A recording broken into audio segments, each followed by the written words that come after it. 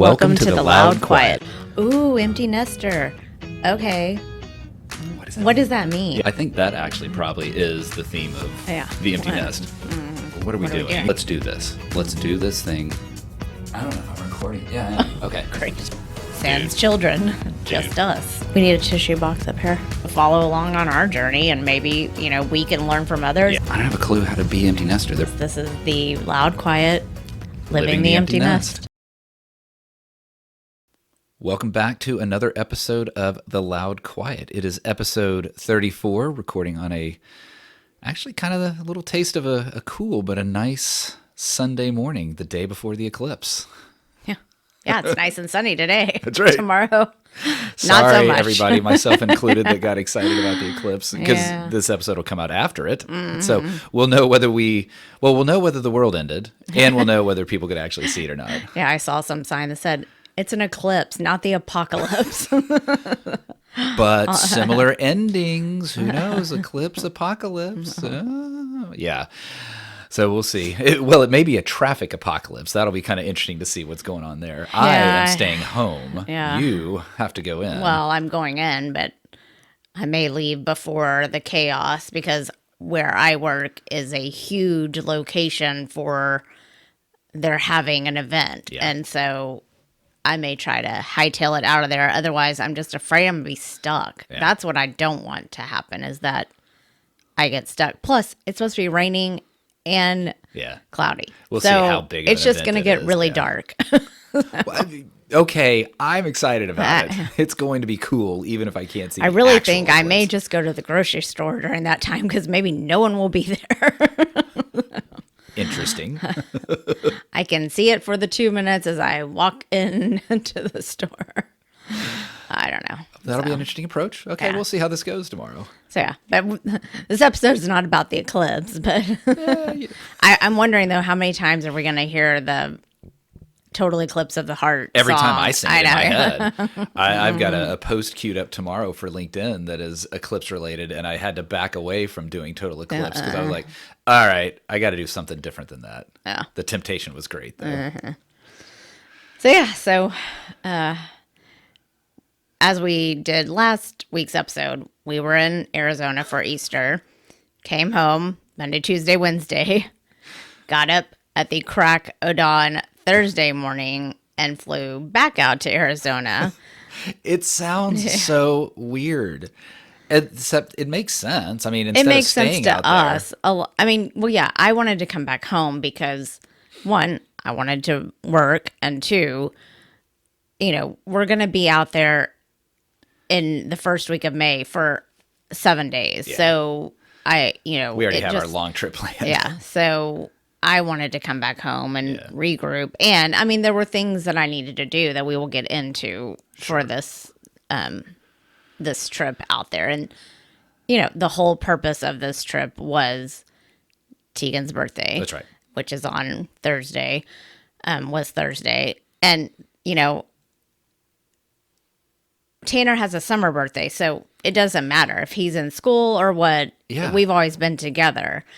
This, I realized when I said, oh my gosh, I'm not going to be with her on her birthday. And I was like, I'm not doing that. And that was the thought. So I'm glad you're bringing that up, because that was what I sort of, we had that sort of epiphany of, oh, wait, we haven't had to deal with this before. And that's very normal for parents whose children have left the home, either for college or careers or whatever they've left for, that they don't celebrate their birthdays with them. Well, we've never had that experience because Tanner has always been home for summers, and Teagan has not left the home yet until now. It was a weird thought to realize, oh, wait, we have to do something if we do something. Yeah, I feel like maybe one summer he wasn't here physically on his birthday because I feel like he was on a trip somewhere. Even that, though, feels a little different. It is, because we still got to celebrate. Yeah. And not like you're away at something, a different phase of life, and we don't get to interact with you. And I see on all the Facebook pages, hey, it's my kid's birthday. What's a good idea that I can send them something, And yes, if we were not fortunate enough to be able to go back out there, then I would have had to have just sent her something. But, Teagan's birthday is a little bit different in that I have been making the same cake for her. The first picture I found was on my phone was when she turned 6. And she told me this week when we were there, she said, I think it was finally when I could tell you, hey, I want this cake and this is what I want for every year of my birthday. You know, I said, I feel like we did them before, but maybe not. I don't know. But yeah, so that made it even more special that. Well, there's a very specific way you make this cake. It's not even just a type of cake. You make this cake in a very specific way. And because I could get a strawberry cake, strawberry frosting. That's her cake. You could buy that. I could buy that. I could have it delivered out there. But I make it in the shape of the year that she's turning. Right. So, and we'll get to the pictures, but so then I had to process, okay, how am I going to get this cake on a plane to the airport through TSA? Yeah, first, you had to even check to see if that was even acceptable. I did, and I knew you could bring food, but if the cake's not frosted and you bring the frosting separate, it can't be bigger than the 3 point whatever ounces it is, because that's considered a spreadable. So spreadables and liquids are considered the same thing through TSA. I'm sorry, what? So, I just learned a new word today. I know, yeah. So I bet a lot of y'all just. So I guess you can't bring mayonnaise, or you can't bring anything that's okay. Now, who's bringing mayonnaise on a plane? If you're packed for, I mean, who knows? But so yeah, I was going down the 3-ounce tube of mayonnaise. I'm sorry, I'm stuck. I was going through the list, and it said, okay, if you need to bring frosting, pack it in something smaller than, so, but if it's already frosted, then they don't care. So yeah, so I had the cake carrier. We'll have if you're watching, there'll be some footage of me carrying it through the airport, but here it was secured under its little seat in the airplane. This is I think this is the first flight. So this is on our way to Denver. Mm-hmm. We'll after this, kind of as we keep talking, I'll kick in some video here of we had to, not only did we have to get on a plane, we had to change planes. We made some logistics for this cake about as challenging as possible. Yeah. No one cared about this cake on the first part of the flight because it was like 6 o'clock in the morning. But when we got to Denver, my gosh, it was like you were a rock star walking around with this cake in your hand. People thought you were the best mom ever. Well, I am, but there was a little girl. She was probably 3 that was behind us getting on to the flight from Dallas, and I could hear her daddy said, "Oh, are you staring at that cake?" Sorry, you can't. We might have been courteous to offer you a bite. Not this time. No. Because this had to make it from Dallas to Denver to Tucson as an intact cake. And I mean, for those that are listening, it is in the shape of a 19. It is in a cake carrier. Yeah, this picture here it's sitting under, it is stored under the seat in front of you like a backpack. You couldn't even bring a suitcase this time because this had to be one of your carry-on luggage. And Teagan didn't know. She didn't know that I was bringing her cake. She knew we were coming and we were taking her and her friends out to dinner, but she didn't know that I was bringing her cake. Right. So I think the next picture. So we got to the cake did make it. So yes, let's the at cake least tell made her it. The good news. I know we're going a little out of order. The cake made it, but we got to Tucson at 9 a.m. So yeah. So think about that. With a connecting flight, we still landed at 9 in the morning. It was early. What's great about that, and Teagan was in class, and we knew that. We did this not because we're truly crazy about travel. We wanted to make sure that we had a massive, because there was only one reason for us to go on this trip initially, and that was to be there for her birthday. So this was intentional to have a buffer. Yes. Well, of course, and yay, everything worked out logistically. So what are we going to do in Tucson on a gorgeous day? It was beautiful, yes. Beautiful. The wind was the right level, probably in the 70s, crystal blue sky. Let's go for a hike in Saguaro National Park, just like we've talked about that one before. Yeah. And it's a great, if you are ever out there, it's a great hike and that sort of thing. But we got to do something that was a little different this time. Our feet got wet. Yeah. Mm-hmm. Yeah, there was no water the last time we were there doing this hike. I don't recall ever. There's these, they call them washes, where there are creeks where there is water. Well, we thought that was just hypothetical. No, this is for those that are looking online. This is an actual waterfall. Yeah, small, but waterfall and creek that's running through this. In fact, it stopped our hike because we didn't Yeah. want to cross this creek because it was a little deep and we didn't want to get wet and all that. But it was absolutely spectacular out there. And that's one of the great things about doing that when you fly that direction is you've got a whole day ahead of you. Just go enjoy life. Yeah. Yeah. Sorry, I'm just staring at that picture because like you said, it kind of looks like you're at a Disney World theme, and they put all of the cactus around, and I called it. So it's the runaway mine train is what it reminds you of. Is when you're waiting in the queue to get there, and that's the scene there. Yeah. Without any annoying music or other people. Yeah. Because there were very few people. There were some people there at this time. Yeah, but no, it was beautiful, and we did a good 4-something-mile hike. It was a good one, and I think I even said at the beginning, okay, so this is great because we actually, unlike last time, we won't have any time pressure at the end. And yet then we found ourselves enjoying and adding to this we found ourselves wanting to make sure that we got several things done before celebrating her birthday. So well, yeah, and one thing was, if you're from Arizona or specifically Tucson area, the Sonoran hot dog is supposed to be a thing. So yeah, I've wanted one every time we've gone out there, and we just haven't been able to make it work. Well, the problem is that, they're only mostly at food trucks. Right. So great. Found one, pulled up. We'll take, first of all, do you take credit cards? Yes. And then, hot dog. Oh, we're out of hot dogs. Okay. Keep in mind the name of this place is called Hot Dogs yeah. E Tacos. But the day right? before was the hot dog was the special, so I guarantee they just ran out.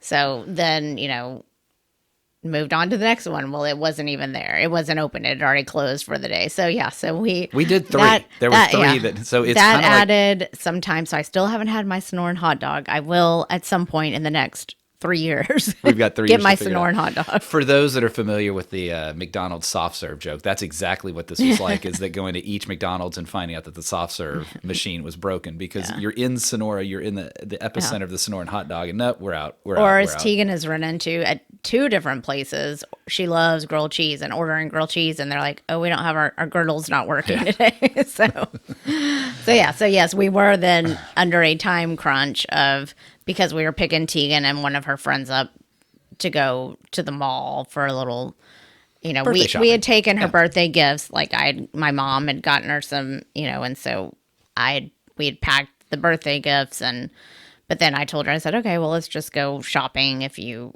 she's not a big shopper, but she and Alex wanted to go to the mall. So we, and we were supposed to do like a certain business thing, because one of the other things, this is a little practical tip for empty nesters if you have kids at college. If you need self-storage, get it early. Yeah. And so Teagan's semester doesn't end like many until May. It's early April, and we went ahead and got the self-storage unit because the dorm-sized ones start to disappear or increase in price. Yeah. And so that was another thing that we added, in that we were supposed to take Teagan to her self-storage unit, and instead I dropped y'all off at the mall and did all that kind of stuff, which is not exciting necessarily, but it is an important tip. Get yourself storage early if you got a kid in college. Yeah. So then we, walked around the mall, bought a couple of things, and then we headed to dinner. We had decided not to take the cake, and thank goodness we didn't, hiking, because it would have melted. Yeah. So I had to get back to the hotel to get this secret surprise. Well, I had it buckled in the front seat when I was pulling up to pick y'all up, and that was the moment that Teagan realized what you had done. And she saw it, and she was like, "Oh my, I'm shocked." I think she was about to start crying, but she didn't. She held it together, probably because Alex was there. But yeah, she was surprised, and it warmed my heart. So there is no way that she could have there's just not even a chance that she had the thought that, what if my mom brought the cake? She probably just imagined that a cake is not going to happen this year. For you to be able to, one, just come up with the idea, hey, I'm going to do it. Then to figure out how to get it made, find the carrier, get it transported to and yes, she was crying on the inside. Absolutely. It was, it meant so much to her for that to show up. You nailed that one. Yeah. But yeah, so that's what, Here, I put in, this was the 6-year-old one. The lighting is kind of bad, but you can see it's in the shape of a 6. And she must have just come back from gymnastics class or something. But yeah. So, and apparently she got sorry. Oh, that is the sorry origin story. That's sorry sliders, I think. This is only meaningful to the kids and me and you, but I can get a 1. Yeah. That's this game. That's sorry sliders, yeah. So yeah, so there I threw in the one that I had on my phone, or I had several, but this one of her blowing out. We did not have a candle this year, but so yeah, so here went over to Postino for dinner. Did Postino, that's what she wanted for dinner. So here's the 19 cake, and I didn't put the one with all of her friends because we always forget to ask their permission if we can put them on the podcast. But same great group of friends that we've been talking about the whole time. Well, there is a candle there. She just didn't blow it out. Yeah. And then just there we are, all 3 of us getting to celebrate her birthday, and at Postino, which we love, and we're frequented there. We'll talk about that in the next one. You know, the thing, we talked about this last time, how I feel so lucky that we have kids that are away and yet we still get to spend that time together with them.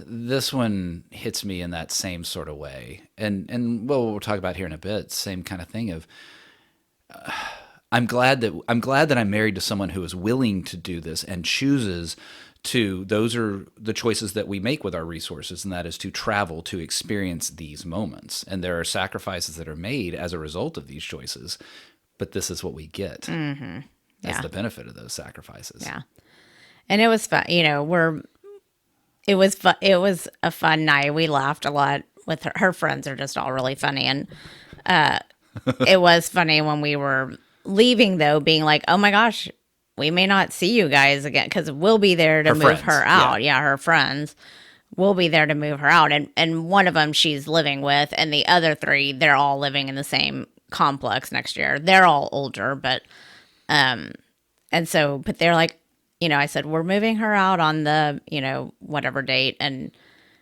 they said, oh no, well, I'm sure we'll try to see y'all. So, you know, they're just fun. You buy college kids dinner and they're always willing to hang around. Mm-hmm. Yeah. It was kind of a weird thought of, oh my gosh, we won't see y'all till fall. Yeah. Mm-hmm. So that was fun. And that would have been the trip. Like, that's it. That was the reason why we took this trip. We did, but we had always planned on, we flew into Tucson and we were going to fly out to Phoenix because we were like, well, we're there. We'll just take Tanner to an early happy hour or something because we'll see him after he gets out of class. And part of that was benefited? I don't know if that's the right word. Because the flights were so blooming expensive at other times of the day because of all the people coming here for the eclipse. Yeah. Mm-hmm. We chose that evening flight at a time that we wouldn't normally like, but because of the eclipse traffic coming inbound, and Tanner, it was like, well, we might as well just go to dinner with Tanner. So that's why we had the whole day. We might not have had that whole day if it weren't for the eclipse. So, you know, we caught a text from him probably 3 weeks ago that said, because he's a part of an honors college at ASU, the seniors have to do a thesis project and they have to defend their thesis. And so he sent us a text and he said, hey, I planned it for April 5th, the morning of April 5th, because I knew that I thought y'all were going to be here for Teagan's birthday. So we were like, oh my gosh, now we can come see it instead of watching it we're going to get to see our kid defend his thesis. Yeah. Nowhere when we were visiting Barrett as a pre-freshman family and they talked about an honors thesis and defending it, had you said to me, oh, we'll be there to watch it, I would have thought you were just crazy. Yeah. Well, yeah, because you don't do that. Yeah. So it was nice, though, that we got to do it. And, you know, I thought it would be him presenting. I had no idea that it was really going to be as intense as it was. He led us to believe it was a little more chill than it ended up being. Yeah, well, he spoke for. Do you have? Yes, and here's the So, oops, went too fast. So here he is. For those that are listening, let me read the title of his thesis, and that'll give you a sense. an analysis of Japan's high conviction rate.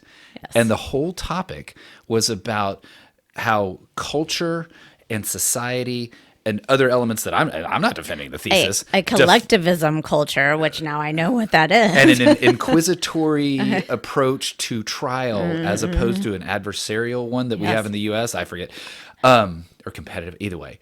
All about why Japan's conviction rate for criminal convictions is 99.8%, something I didn't know before. Now I know now. No, I learned a lot about the Japanese law system. And we're not going to go into it because we want to make sure our listener continues to listen. But if you would like the Zoom link, we could probably get that for you and you can watch it. I promise you it actually is interesting on an intellectual level. I just know that most of you don't come to a podcast like this for that. Well, and so... to set this up, yes, Tanner has been working on this thesis for probably almost a year because he had to have meetings with he had 2 directors. One was a professor that he's had before. The other is a new person on the staff who is Japanese, she's Brazilian, but she's from Japan. Well, that's because Brazil has the number 2 highest concentration of ethnic Japanese in the world. So, and she is now over all the Japanese studies at ASU, or for Barrett, which is his honors college. So, he had the room all set up. Everything was ready. It was really neat because his roommates came. One of his other good friends came. They're all just such a really supportive group because I'll tell you this, if I was a college kid or whatever, I wouldn't want to sit through that. And I was shocked at how many of his friends back here tuned in via Zoom. And your parents were on. My parents, Jerry my mom's husband was on. Yeah. So there were a lot of folks that were supporting Tanner from through afar, this defense. Yeah.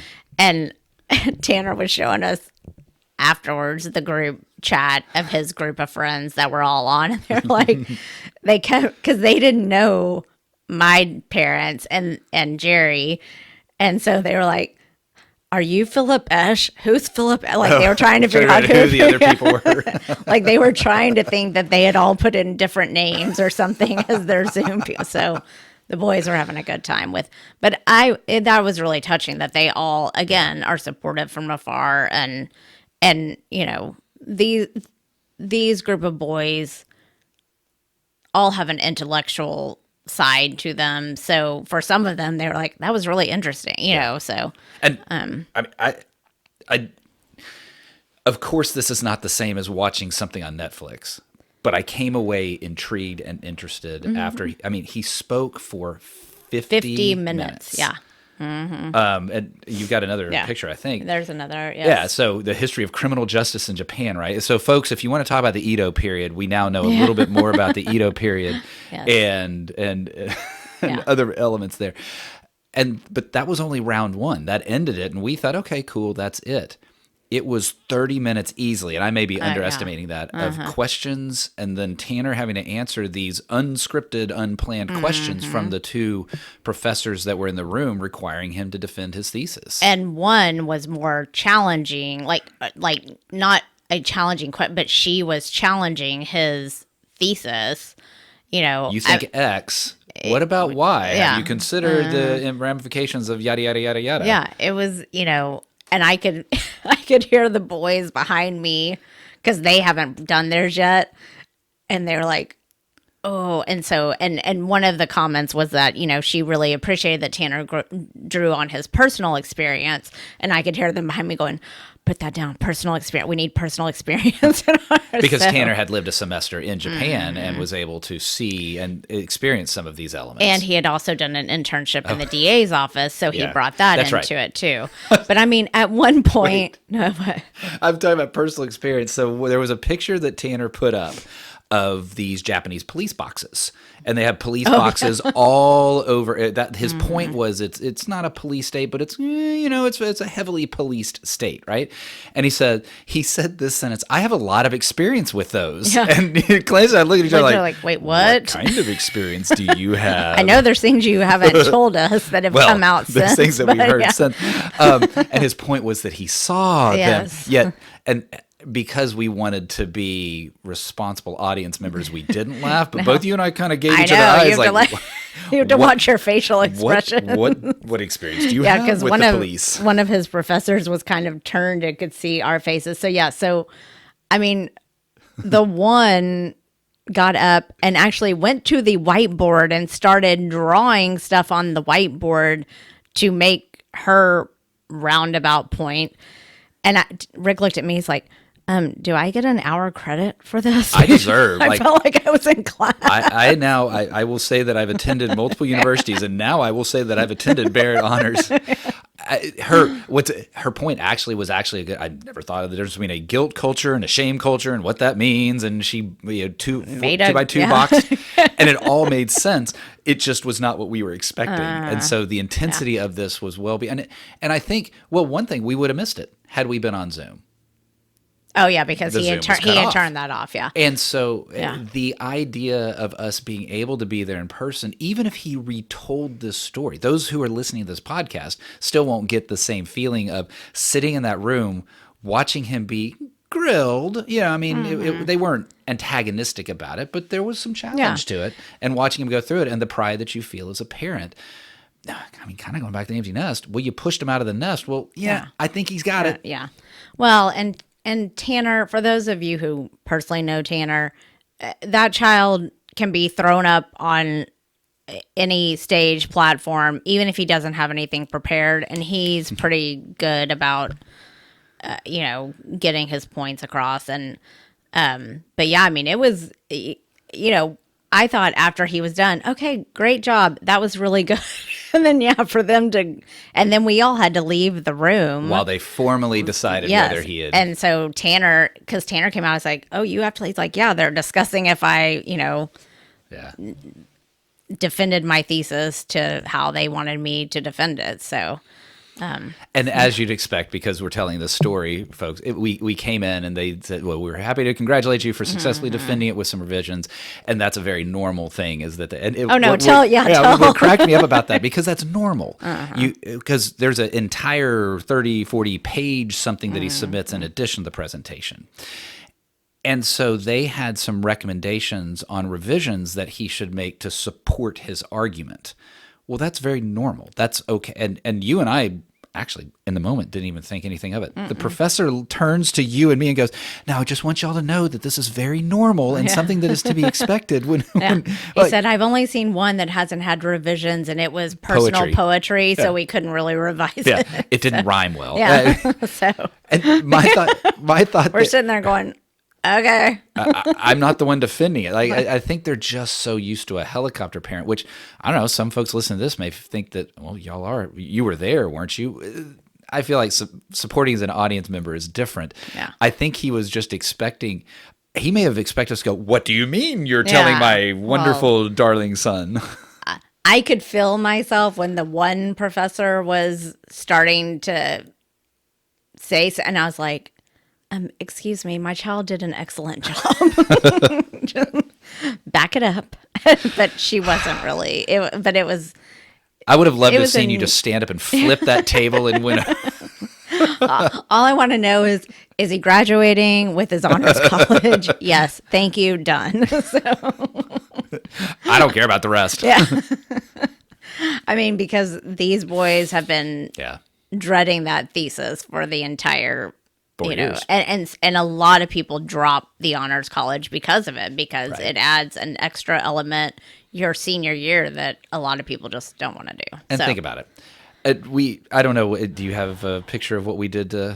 Yes. Yes. So where did we go? Postino round 2.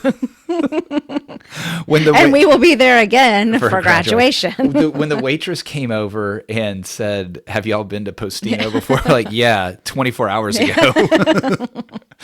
But and they know Tanner in there. So. And normally it's a great place. This picture's outside. This was very chilly. A cold front had come through. So that wasn't so great, but it is nice to sit outside there. But yes, he deserved a picture of the finest, whatever he had there. Dirty Woody is what he gets. Well, enjoy. Because when she ordered that, she's like, okay, I know you come here.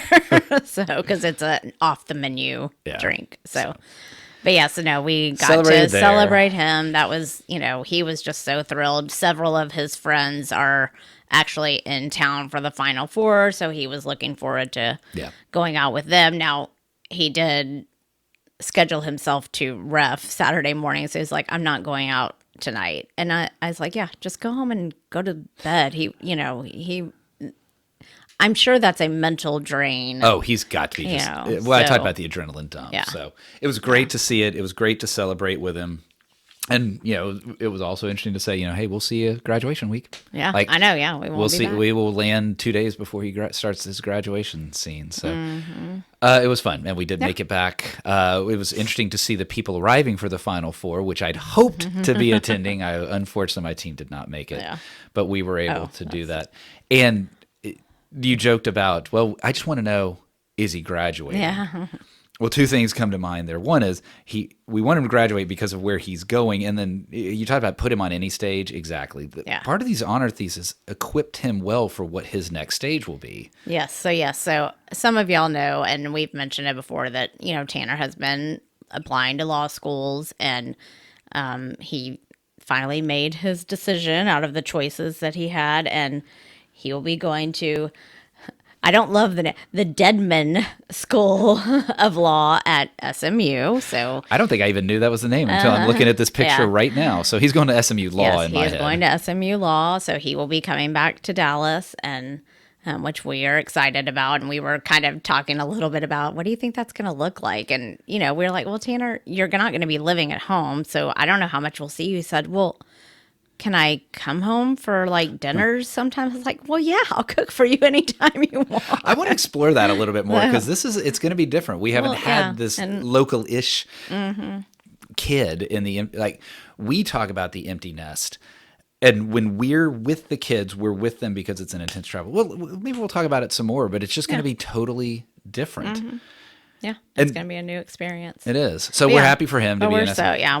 We're very proud that he has, because a lot of his friends that were going to go to law school have now decided that they're not going to. So, I mean, like I said, I've been telling Tanner since he was the age of 3 that he needed to be a lawyer. So, anyways, but yeah, so that was great way to end, that he's made his decision, and now they can just, he still has several things to wrap up, before graduation, but I know having the thesis done is a big weight off of his mind. So, I did put in this text. You haven't even seen it yet, because I've seen the text. Well, you've seen the text, but I didn't tell you which one I did, because I thought this was kind of funny that we got this on the plane, I think, because we had 2-hour difference, so I kind of waited until I knew she would somewhat be able to say happy birthday.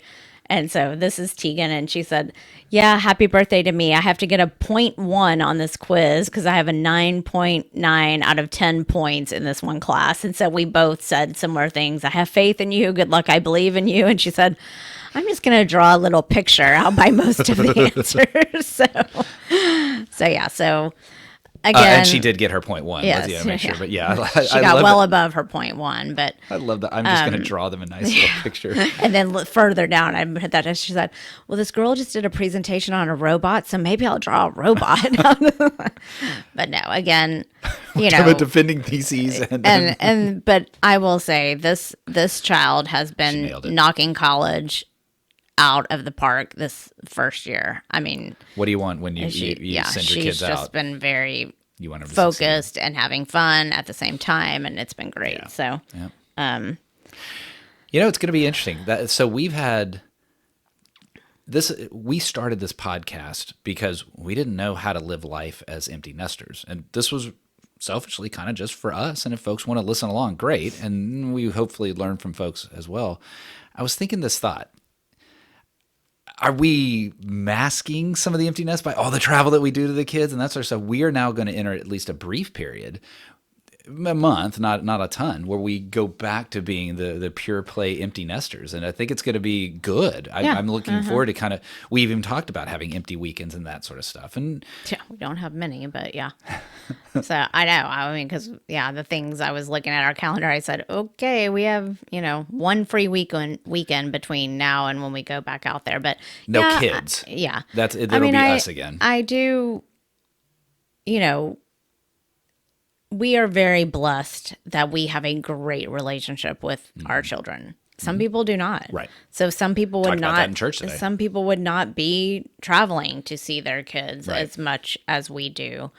We enjoy it. I mean, here, Teagan even said because I was helping her carry her stuff back up to her dorm room when we were leaving for the night. And, her friends were so sweet and got her really personal things that, Yeah. she wasn't even expecting gifts from them. And, she was unpacking everything. I said, you really have some great friends that really, honored you today on your birthday. And she said, well, I have great parents too. And I was like, oh, thank you. So,